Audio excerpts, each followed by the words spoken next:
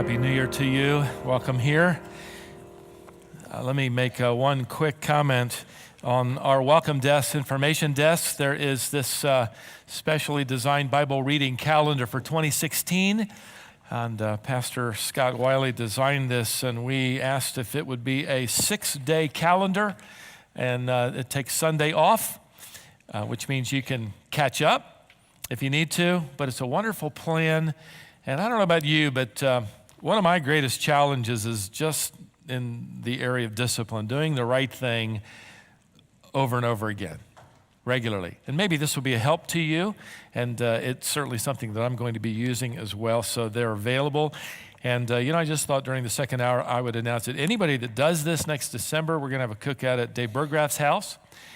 He doesn't know that yet. He's traveling back from Florida, but he'll be excited. And okay, that won't happen. All right? Read it. Use it anyway if it is helpful to you. And no barbecue. That'll be a rumor that'll be floating. He'll live with that all year long, but he'll get over it. I was sent an email a few weeks ago, and I guess this is proof I'm getting old because I enjoy this kind of thing now.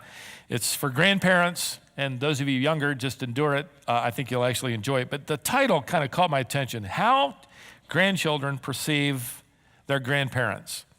Several stories attached, like this one. Grandmother writes, my young grandson called the other day to wish me happy birthday. He asked me how old I was, and I told him I'm 62. My grandson was quiet for a moment and then asked, did you start at 1? Isn't that great? It's a long way away from 1. One grandmother sent in this story. She writes, after putting my grandchildren to bed, I changed into some old jeans and an old shirt and proceeded to wash my hair in the sink. As I heard the grandchildren getting more and more rambunctious, I finally lost my patience, threw a towel around my head, stormed into their room, and chased them back into bed with some rather stern warnings. As I left the room, I heard the 3-year-old ask her siblings with a trembling voice, who was that?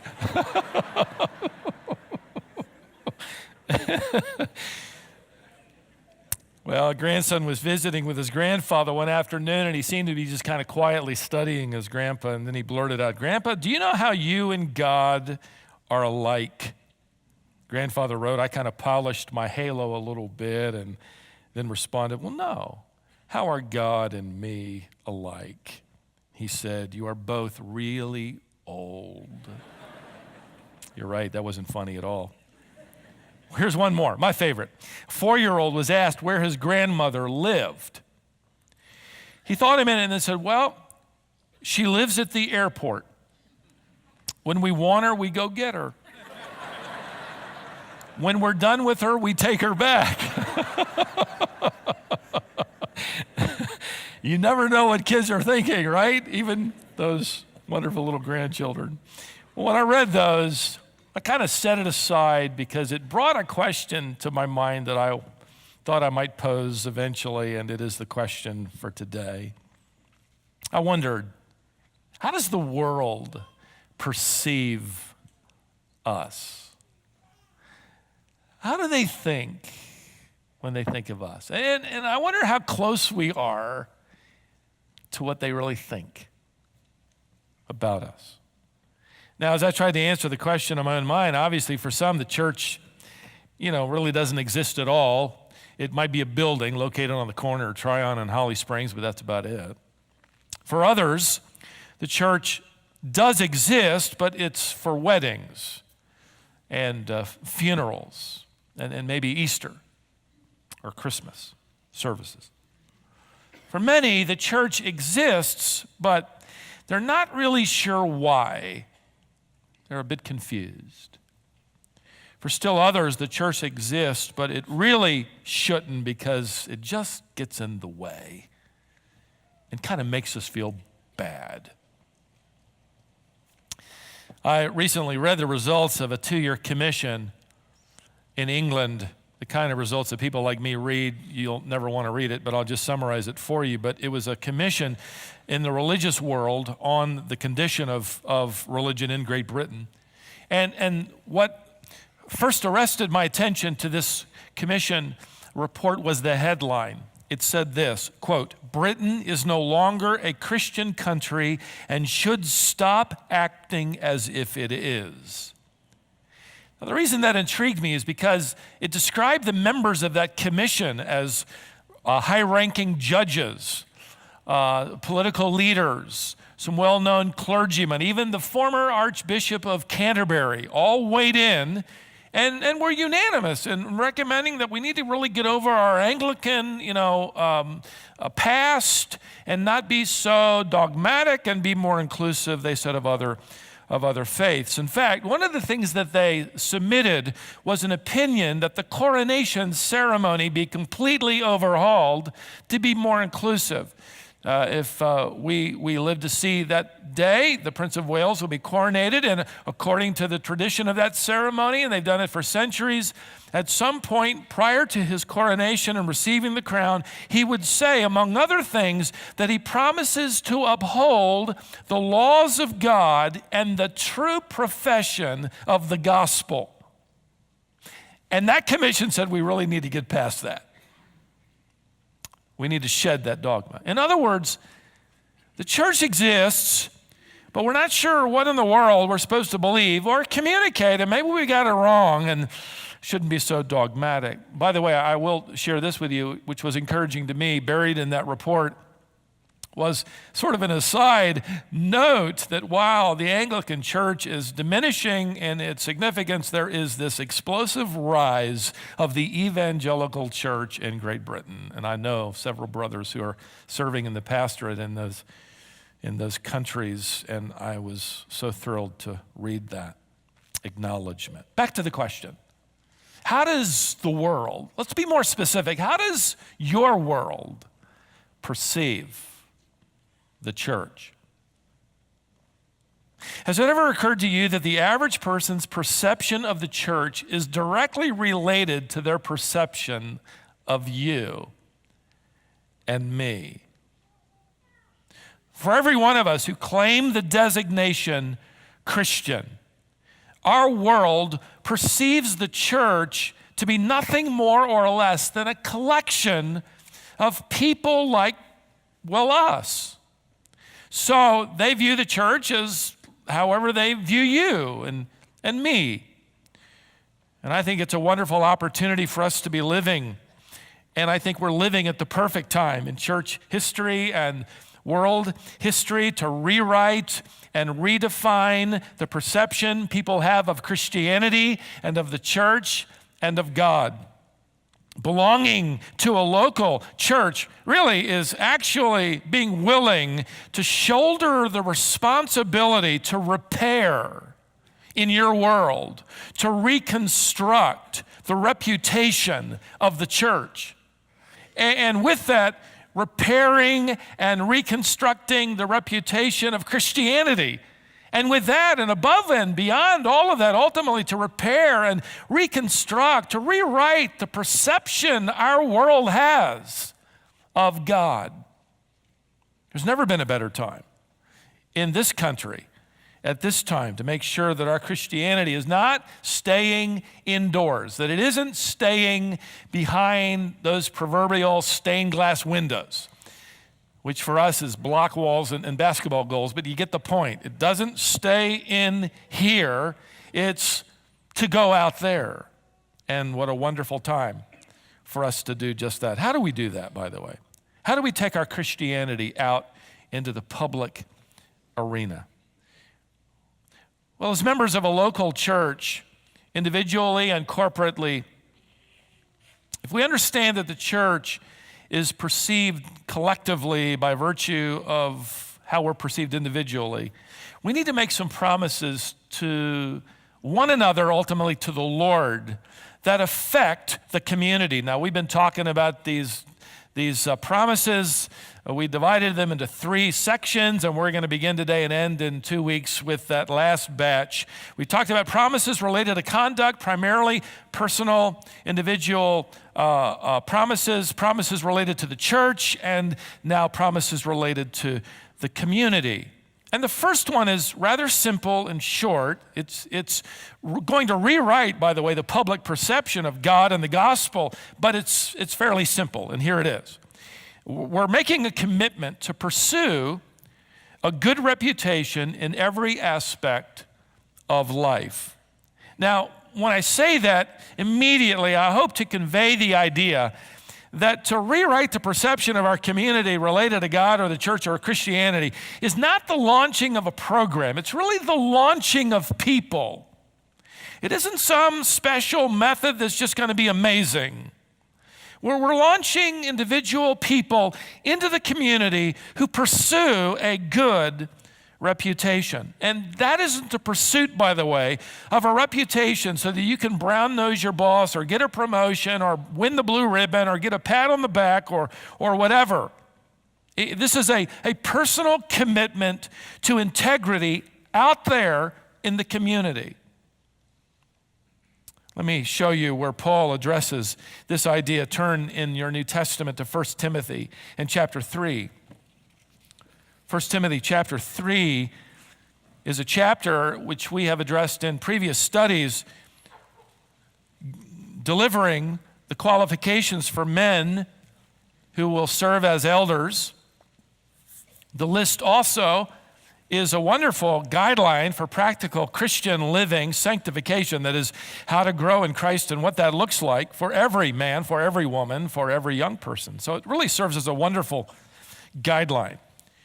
Paul writes specifically of elders and more broadly to those who want to grow in Christ. And he says this, look down at verse 7, buried in the list of qualifications. He says this, and he must have a good reputation with those outside the church.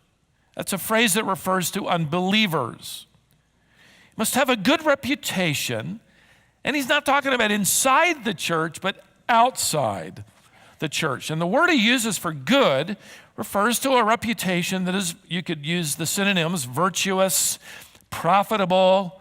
In my Greek study, even the word delightful showed up. Honorable would be a good synonym. In other words, a good reputation isn't just something we get by showing up here or serving one another in here in some profitable manner or being gracious or delightful or smiling at people around here, going the extra mile for people in here. Paul effectively says that a good reputation is not only developed and to be exercised and pursued in here, but out there. So we are honorable out there. We are virtuous out there. We are delightful out there. We're profitable out there. Simply put, you're for real. You're real. And people can pick up on the genuine article of goodness, whether it's in the office or the classroom or in the shop, or in the boardroom, or in the neighborhood. In his book entitled Being Holy, I've had this article pulled aside for some time now. Jay Kessler tells something that happened in the life of Phil Donahue that marked him. Now, if you're too young to recognize the name Phil Donahue, you'll be just fine. Donahue had a reputation of going after the church. Whenever I'd watch his show, which wasn't often, but every so often when I was in college, he would have some pastor, and I just kind of held my breath, hoping that man would survive. Donahue was very bright, very skeptical, and he loved to point out the inconsistencies of organized religion. In fact, one of his pet peeves, he would write in his autobiography, which Jay Kessler is going to quote from. He said one of his pet peeves was the fact that religious leaders would do almost anything for media attention.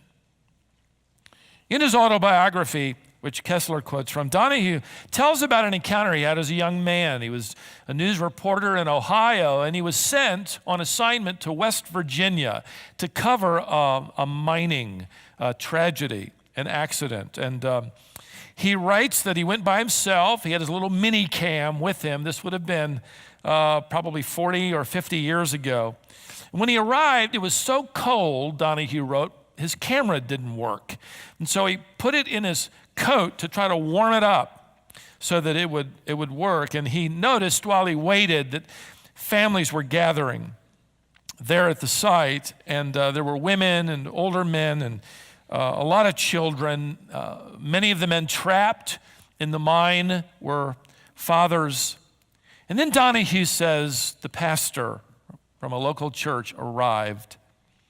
Donahue observed and wrote that this man was rather rough-hewn, poorly dressed, and didn't speak eloquently.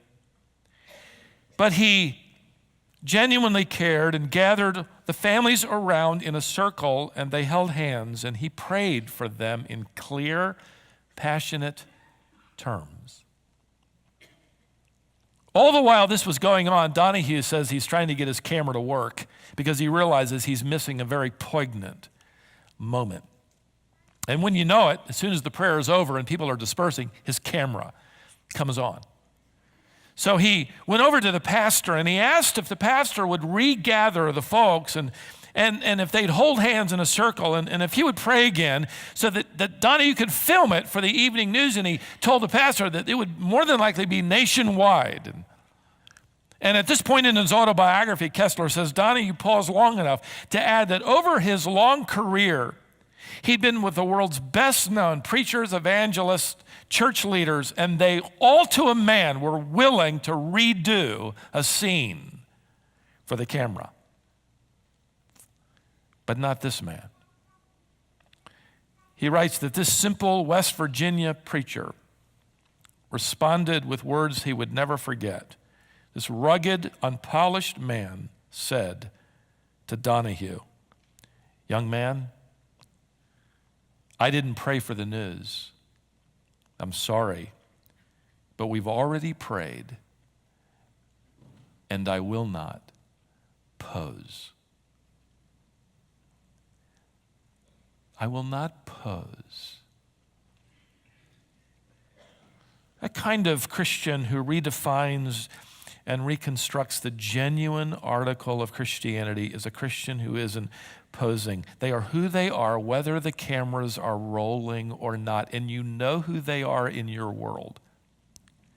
As they pursue that kind of virtuous and profitable and delightful reputation, they're the ones that'll stay after and do an assignment no one wants. They're going to prepare behind the scenes. They're going to work with a difficult student, or they're going to work with coworkers on a project that really isn't their responsibility. They're going to toil over an assignment in order to get it right. And the interesting thing about a good reputation that God has in mind for us all is that it's crafted really when the cameras aren't rolling and nobody's standing there ready to applaud.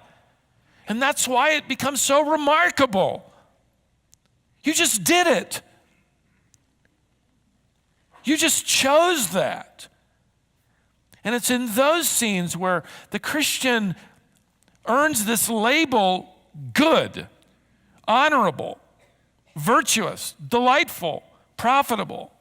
And Christianity and the church at that moment, whether anybody really recognizes it in the world or not, their perception of God is changed ever so slightly. Now, when Paul makes this statement that those who are growing, certainly those who serve as elders, have a good reputation, that implies there is the opposite, right? If he says there's something as a good reputation, that must mean there's something as a bad reputation. He's making a distinction between something we need to pursue, and it's good, and by implication, something we need to reject, which is bad. And let me show you a detailed description of that contrast. Turn to his letter to the Ephesians. Turn back a few pages or so to the book of Ephesians and chapter 4. Ephesians 4, verse 17. "This I say, therefore, and affirm together with the Lord, that you walk no longer as the Gentiles walk." That word walk You might expand in your mind for simply walk around. That's what it means. You're walking around. It's a reference to your lifestyle. It's a reference to your desire, your passion. It's a categorical description for someone's lives or life. This is the life and the pursuit and the passion and the goal of the Gentile, which is a categorical term for someone who does not believe the gospel.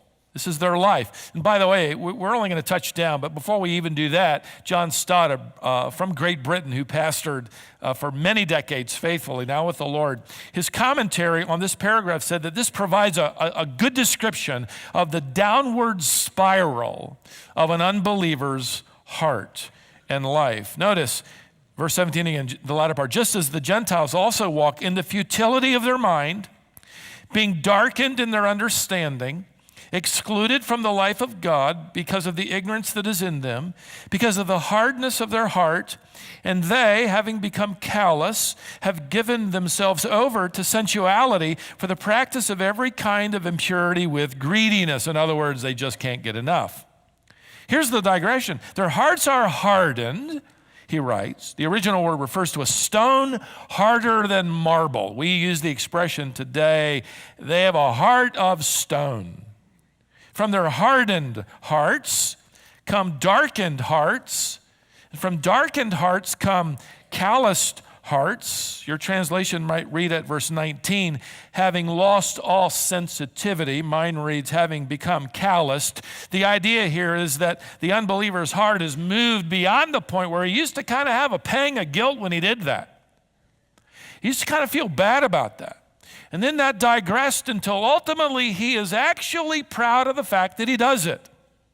That's the idea here. And that leads him to reckless living, or as Stott wrote, a reckless heart. And he writes in verse 19, Paul does, describing them as greedily, that is hungrily, practicing every kind of sensuality. And the word Paul uses there is a word that simply describes somebody who's literally throwing off all restraint and flaunting itself in the act of sin. In other words, sin is something they are now very proud of.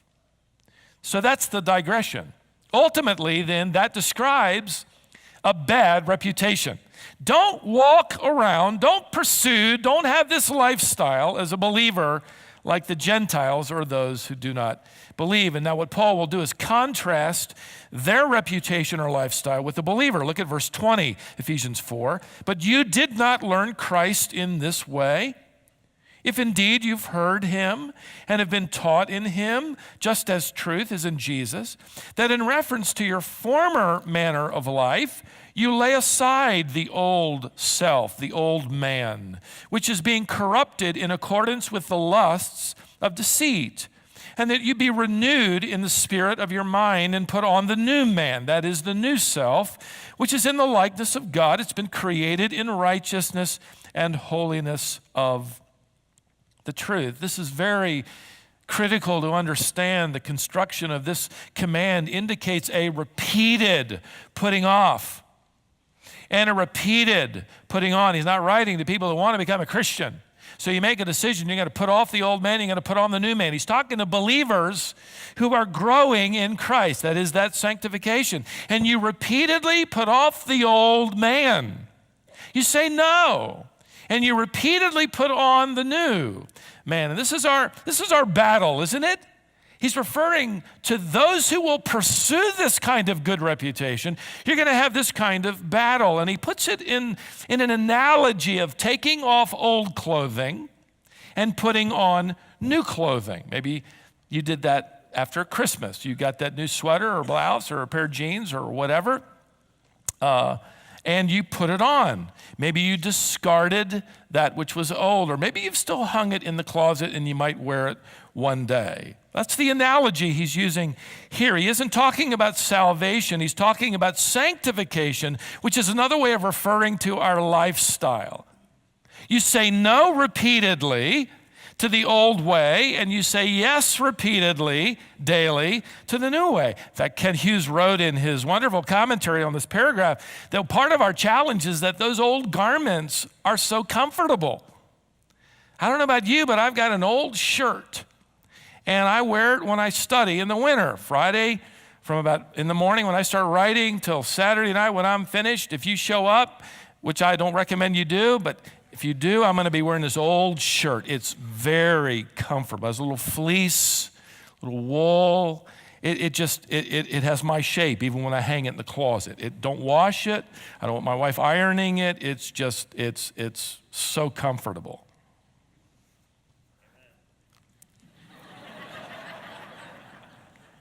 And it's interesting that Ken Hughes says that you can be scarcely aware that you are wearing that old shirt, that old life, because it naturally drapes over you. He says, unless the Spirit of God or another believer holds up the mirror of the Word, and you look and you go, oh my, I've put that old thing on again. That's the daily contest of the believer. And the battle can shift moment by moment. One day it's a battle against bitterness. The next it's a battle against lust. Sometimes it's hour after hour. It's a battle against resentment. Or maybe it's a battle against covetousness. Or maybe it's a battle against laziness. Or maybe it's a battle against pride. And in one day, maybe battling every one of them and more. See, to the unbeliever, it doesn't matter. There's no battle. There's no battle. If I do something wrong, I'm proud of it. There's no battle. To the world, to the unbeliever, the world is a playground. To the believer, the world is a battleground. And a good and godly reputation, beloved, never happens without a fight. A good reputation never happens by accident. You are constantly battling Satan, the flesh, the devil, and the world. So the Old Testament wise man, I think, comes to mind, and that text is added, not because we're going to go there, but just for your reference. But he provides an incredible testimony of someone who pursued a good reputation. He was honest. He was honest. He wasn't on the take. Everybody else around him was. That's why the king put him over all the other men, because they were on the take, and he didn't want more loss to come to the kingdom, and he puts Daniel over them. He's a humble man. He's a pure man. He's a single man for his entire life, living in the midst of a decadent, sensuous, immoral world, Babylon. And eventually his political opponents decide to bring him down. How do they bring him down? The same way they're still doing it to this day to bring their rivals down. They check into their past, they read their emails, their texts, their taxes, whatever is public domain, and they're looking for dirt, right? So that's what they do to Daniel. They inspect everything. And I love that text in Daniel chapter 6 and verse 4 where these political opponents regather and they come up with a stunning admission that Daniel was faithful. There is no evidence of corruption in him. In other words, this guy is clean. He's clean. Is it any surprise that Daniel would dramatically redefine and reconstruct for the community in Babylon what it meant to be a follower of the true and living God? Is it any surprise that two of the kings under whom he served would one day individually come to make that recognition of the singular glory of Yahweh? Daniel rewrote their perception of God. Here's the application. Someone with a godly reputation rewrites and reconstructs the reputation of God and his church. Now that leads me to another promise as we individual Christians and as a local assembly corporately make in regards to our community. Here's another way to go public. Here it is. To bless the community through personal labor, talent, if you can change the screen for me, that'd be great so they can read along. To bless the community through personal labor, talent, investment, and skill, reflecting and glorifying the diligence, creativity, and excellence of God's character. A little longer That's why I have it on the screen so you can kind of digest it as I talk about it a little bit. But in the Old and New Testaments, you have a number of references that we could spend a long time just covering this principle of bringing blessing and progress and advancement to the secular kingdom as a reflection of the excellence of our Creator God. This again is the testimony of Daniel in Babylon. Why would Daniel care about Babylon? Why would he care that the king not get taken to the cleaners? Couldn't help but think of Joseph as another illustration, which is why I've left these texts here, these latter chapters. If you work through this Bible reading calendar, I think you're going to get there in January. You're going to read the biography of this individual in Egypt, sold into slavery, eventually becomes prime minister, and he effectively saves that kingdom and the surrounding world. And you have to ask the question, why care?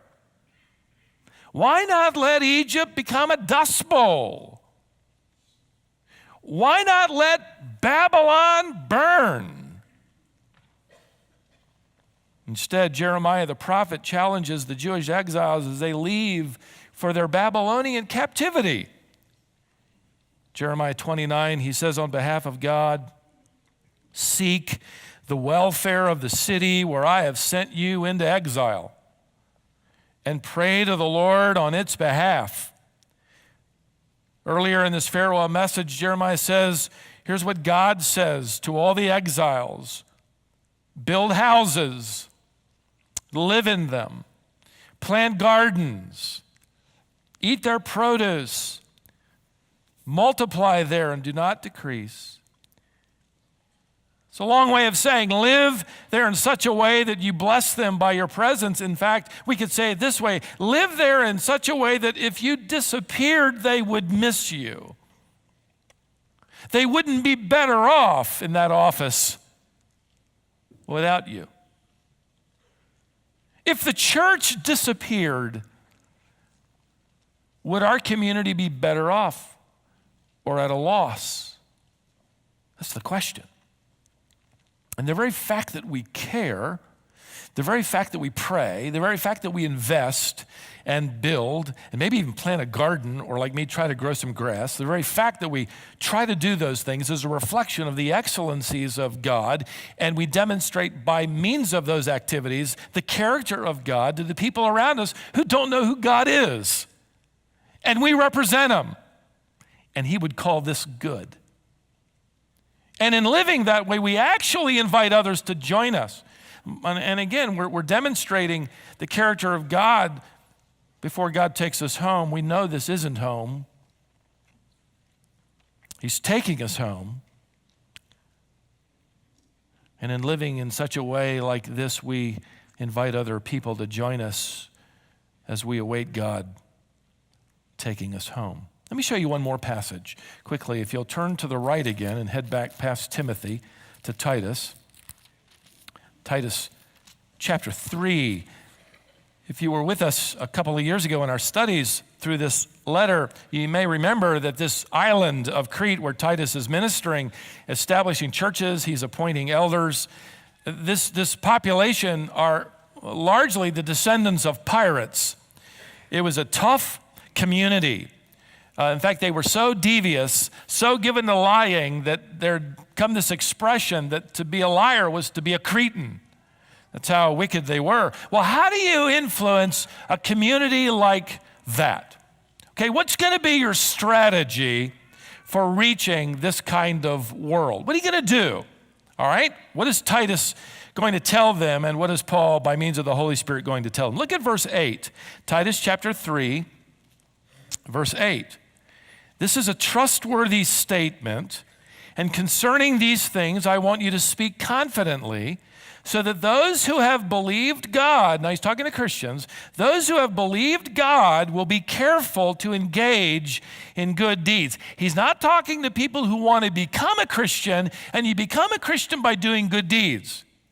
He's saying for those of you who believe, you're believers, be careful to engage in good deeds. The only time the words "be careful" show up in the New Testament, if I were God, I'd have said that 100,000 times. Be careful. Only this time. Be careful. It means to think thoroughly. It means to be intentional. Be intentional in engaging in good deeds. That's what he's saying. Again, Paul isn't telling people how to get to heaven. He's telling believers how to live because you represent heaven. Here's your strategy to reach all these descendants of pirates. Here's the plan. Be intentional to do good deeds. Have you ever thought about the fact that good deeds are the advertising campaign of Christianity? So start there. By the way, I find it interesting, and I didn't know this until late into my study, that Paul uses the same word here to describe good deeds as he used earlier in Timothy to describe a good reputation. Same word.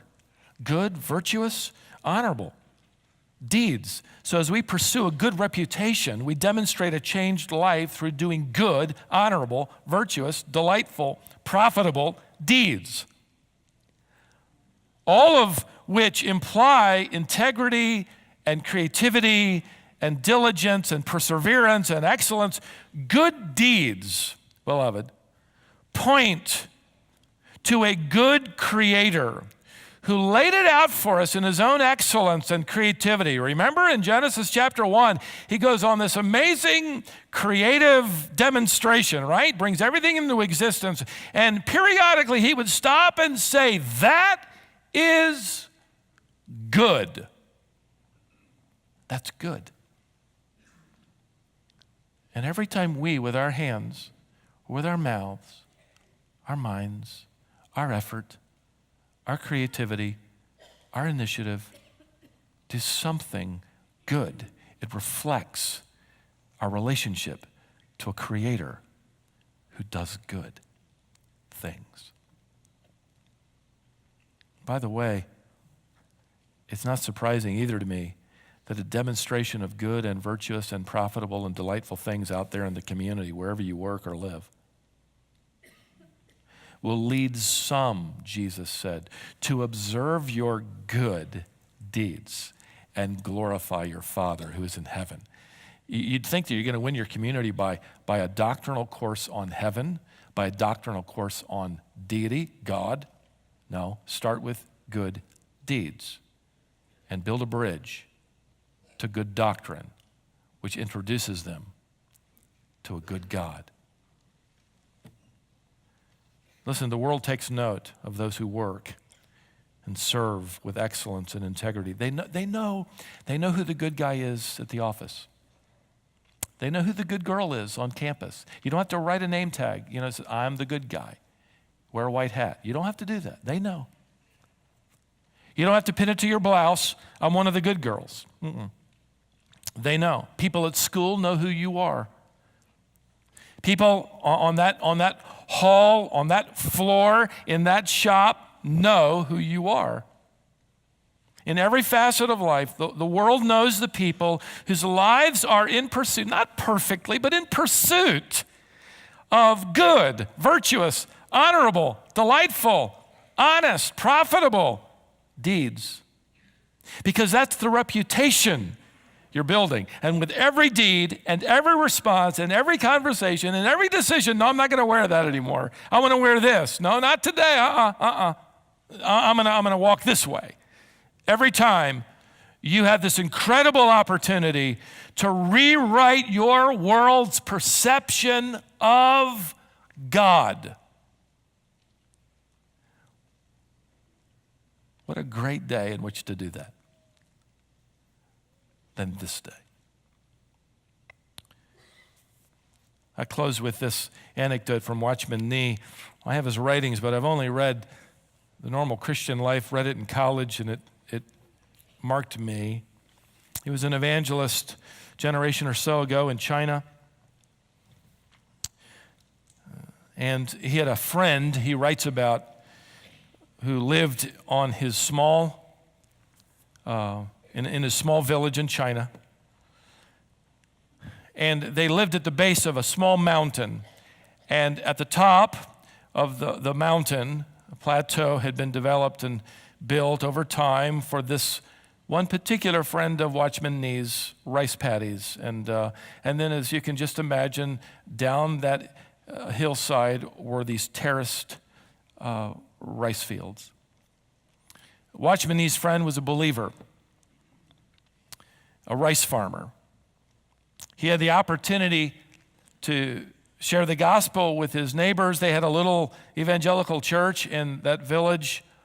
But there was one particular neighbor who was never interested in what he had to say, was very skeptical, if not unkind.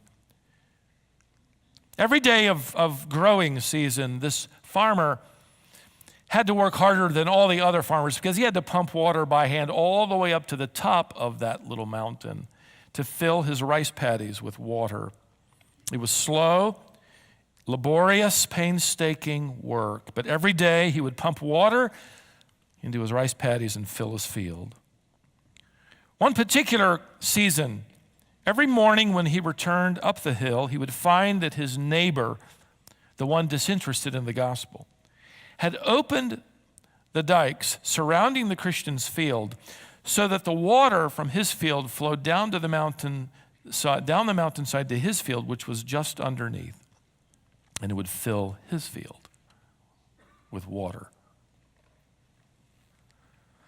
For several weeks, the Christian farmer ignored the injustice. Try to put yourself in his sandals, all that work deceitfully taken away every night while you slept. I would imagine posting guards. He didn't say anything. But after some days, he became desperate because he was now working twice to fill the fields with water. So he took the matter to his little village church and asked the believers to pray with him about what to do in response to this neighbor's activity.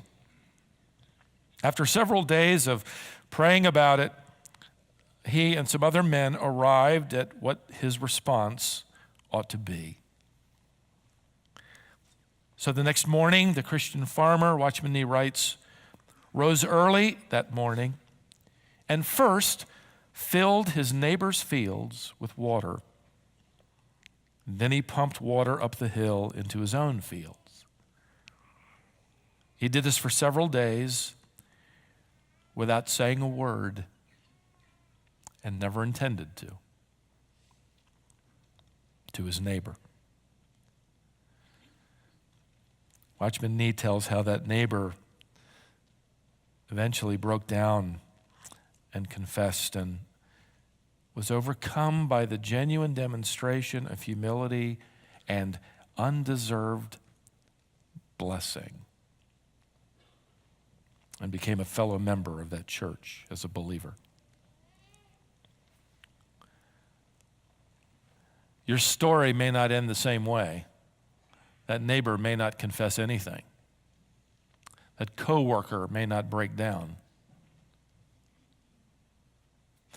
One thing's for certain, they do not deserve your blessing any more than we deserve the blessing of God. I couldn't help but think in my study, Egypt didn't deserve Joseph. Babylon did not deserve Daniel. Perhaps your world doesn't deserve your testimony either and perhaps doesn't appreciate it, but every act, as you pursue a good reputation, as you pursue the demonstration of good deeds that bring a blessing to the community and to your world, they ultimately allow you and me to do something great. Rewrite, reconstruct, repair the perception our world has of God. Could there be anything better to do?